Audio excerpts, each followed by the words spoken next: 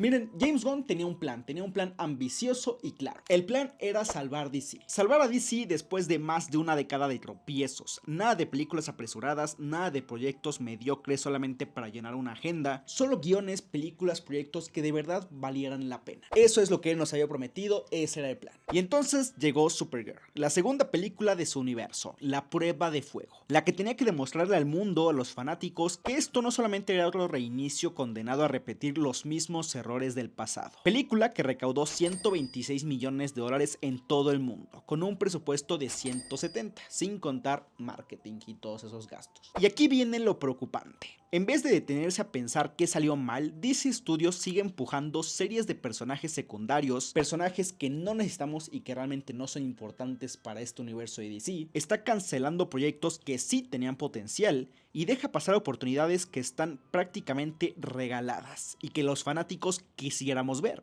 Así que vamos a desmenuzar cual pollo qué es lo que está pasando con DC. Cómo es que DC está construyendo su universo al revés y por qué esto es algo preocupante para todos los fanáticos que amamos a DC y que queremos ver a nuestros personajes favoritos triunfar en pantalla. Vámonos. Primero que nada quiero decir que este no es un video de DC malo, Marvel bueno, Marvel mejor. Ese debate ya está bien chotado y la verdad es que no vale la pena. Ninguna es mejor ni ninguna es peor. Esto es un análisis de lo que está pasando con DC particularmente. Y por qué el orden en que DC está construyendo su universo no tiene ninguna lógica, no tiene sentido ni para los negocios, ni para los fanáticos, ni para contar una buena historia. Vamos por partes. Empecemos por lo que ya sabemos. La película de Supergirl protagonizada por Millie Alcock llegó a cines en junio del 2026 como la segunda entrega oficial del nuevo universo de DC de James Gunn. Internamente en Warner Bros. La expectativa era clara. Cualquier cifra por encima de los 300 millones de dólares mundiales se consideraría un triunfo. No era una cantidad exagerada, no era una cantidad gigante, no eran 1.000 millones de dólares, eran 300. La película no consiguió ni la mitad. El estreno doméstico fue de apenas 37 millones de dólares, muy por debajo de lo proyectado. A nivel internacional la cosa fue todavía peor, un arranque de 25 millones en 77 mercados. Algo que para una película de ese tamaño y con este presupuesto pues es simplemente un gran fracaso y sencillamente alarmante. El total mundial cuando la película terminó su recorrido en cartelera se quedó en 126 millones de dólares, con un presupuesto de producción de 170, sin contar el gasto en marketing, distribución, que normalmente se acercan o se iguala al presupuesto de producción. Sí, todo el marketing es caro, ¿por qué creen que esos cabrones cobran bien pinche duro? Haciendo cuentas simples estamos hablando de que la película probablemente costó entre 300 y 350 millones de dólares hacerla y solo recaudó 126. Creo que se ve claramente el problema ahí, ¿no? Esto no es solamente un tropiezo, es una pérdida multimillonaria para el estudio, una pérdida de confianza tanto por sus fanáticos como de los inversores. Pero no fue solamente un problema de que la gente no fue a ver una película de superhéroes un fin de semana, no. Supergirl compitió contra Toy Story 5. Pero incluso poniéndolo en perspectiva, no es como que haya afectado mucho que Toy Story estuviera en taquilla. Yendo un poco más atrás en el tiempo, incluso esta película de Supergirl quedó muy por debajo del debut de The Flash. Que esa película de Flash todos sabemos que fue.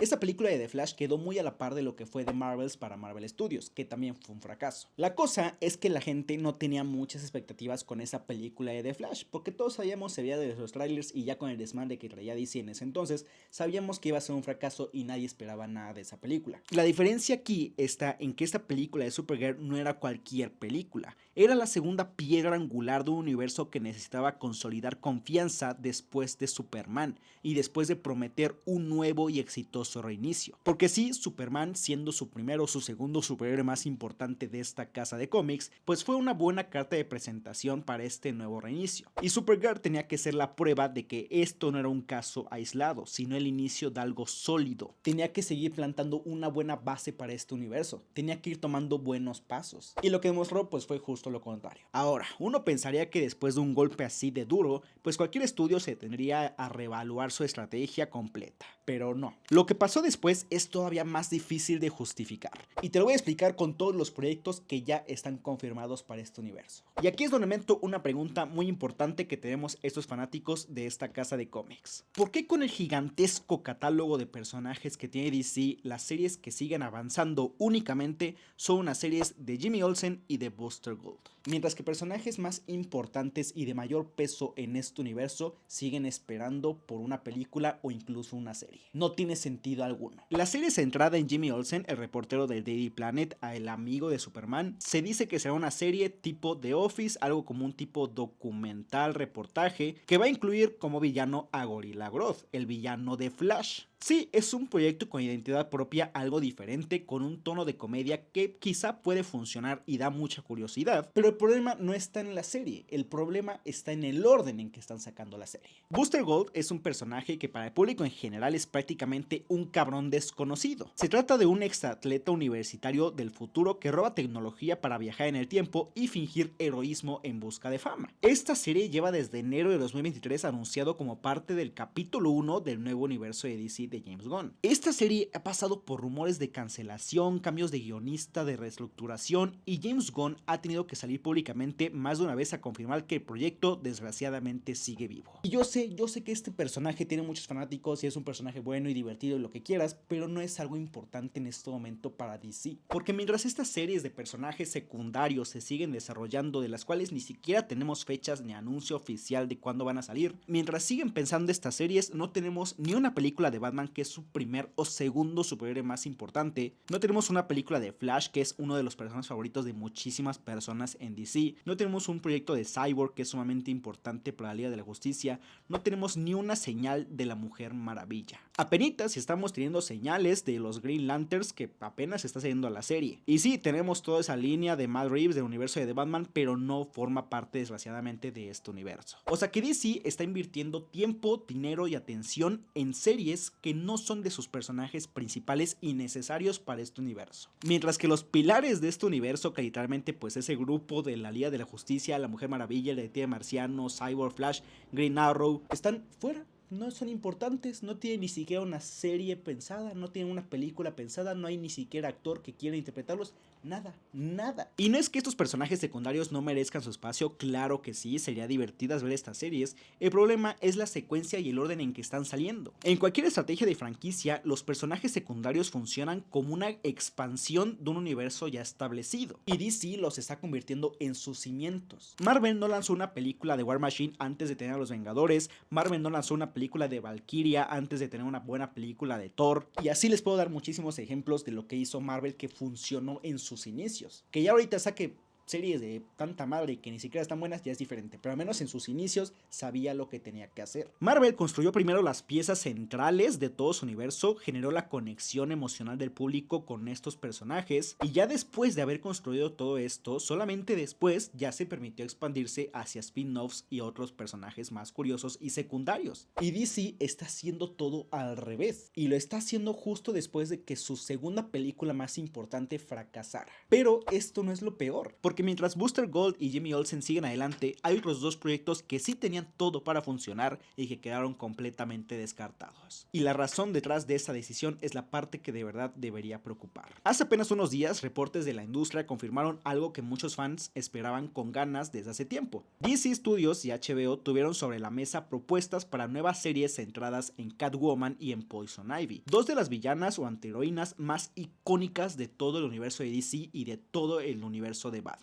Ambas series iban a ser parte del universo de The Batman, de un universo que sí llama la atención y que ha estado funcionando con al menos la película y con la serie del Pingüino, que fue un éxito en HBO. Ambas series fueron rechazadas. Una serie del universo de The Batman de Catwoman y una serie del universo de Batman de Poison Ivy, ambas fueron rechazadas. Y uno se sorprendería, ¿no? Y le daría coraje y diría, es que pinche HBO está todo estúpido. Pero no, y tiene todo el sentido del mundo del por qué las rechazó. Obviamente no hay ninguna explicación oficial de por qué HBO no decidió hacer estas series, pero obviamente los medios y la gente piensa y tiene la teoría de que fue gracias al fracaso de Supergirl. Porque literalmente vieron que una única película que prometía ser un paso gigante de DC, donde mostraban a Supergirl, una de las superheroínas más importantes en este universo, fue un fracaso. Por lo que es lógico que HBO no quisiera arriesgarse con este tipo de proyectos de unas antiheroínas villanas después de ese gran fracaso, porque DC ya no está significando éxito, desgraciadamente. Es más, apostar por DC ahorita significa peligro, cabrón. HBO es un estudio reaccionando con miedo, tomando decisiones de negocio basadas en el el pánico de un solo resultado que fue Supergirl. Y ese miedo tiene un costo enorme. 2 villanas, 2 antiheroínas, 2 personajes con un potencial narrativo gigante, que son de las villanas favoritas de muchísima gente de DC, se van a quedar sin oportunidad de llegar a la pantalla. Es obvio que ahorita DC más que nunca significa arriesgarse demasiado, es muy peligroso y lógicamente HBO no se iba a arriesgar por ese tipo de series. Y es completamente entendible. Y es algo muy tonto, muy curioso, güey, que una serie de Jimmy Olsen sí está avanzando, que una serie de Booster Gold sí está avanzando, pero que 2 series de Catwoman y de Poison Ivy no lo hagan. Pero bueno, no todo es malo, hay un poquito de esperanza, güey. Y aquí viene la parte donde tengo que ser honesto con ustedes y contarles algo de lo bueno.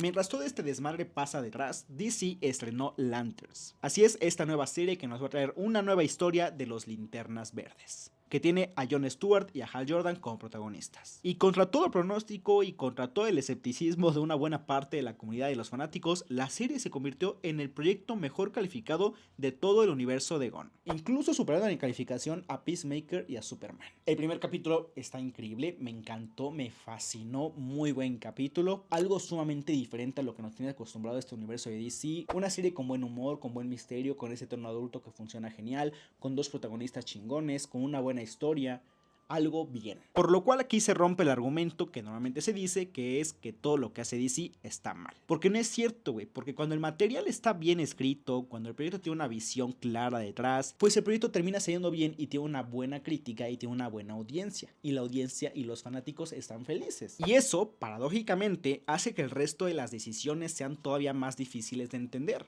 porque demuestra que DC sí es capaz de producir contenido de calidad con personajes principales, que en este caso son los Linternas Verdes. El problema no es la falta de talento detrás de las cámaras, el problema es la estrategia de priorización. ¿Qué se saca primero? ¿Qué se cancela? ¿Y qué señales le está mandando el estudio al público sobre en qué personajes está dispuesto a invertir de verdad? Por ejemplo, Peacemaker, tanto su primera como segunda temporada, también tuvo una recepción bastante sólida entre la crítica y entre los fanáticos. Y Creature Commandos también fue bastante bien recibida. O sea que cuando hablamos de calidad pura del contenido DC, pues no está tan mal, güey. Lo único es que está en crisis de estrategia. Entonces, ¿qué debería estar haciendo DC en lugar de esto? Vamos a hablar de la que para mí es la jugada más lógica que debería hacer. Si el objetivo es construir un universo compartido, sólido, capaz de sostener eventualmente a una Liga de la Justicia en los cines, la lógica sería que primero hay que consolidar los pilares. Y dentro de esos pilares hay muchísimos proyectos que pueden sacar. Una serie de Green Arrow con la dualidad entre el vigilante y el multimillonario tiene todo el potencial de un drama de acción con un peso político y social, algo que ya ha demostrado funcionar en televisión. Una serie centrada en Cyborg podría explorar temas de identidad, la tecnología y trauma de una forma mucho más profunda de lo que cualquier película lo podría hacer. Y de paso, ya presentar formalmente a un personaje que necesita este desarrollo antes de asumir un rol en una película de la Liga de la Justicia. Una serie de los Jóvenes Titanes sería sencillamente algo maravilloso y hermoso. Una buena, porque ya tuvimos esa serie de los Titanes, pero no era tan buena, estaba rara la verdad, y aparte no tenía demasiado presupuesto. Pero si le van a dar presupuesto a una serie de Jimmy Olsen, pues que no le den presupuesto a una serie de Titans, no mames.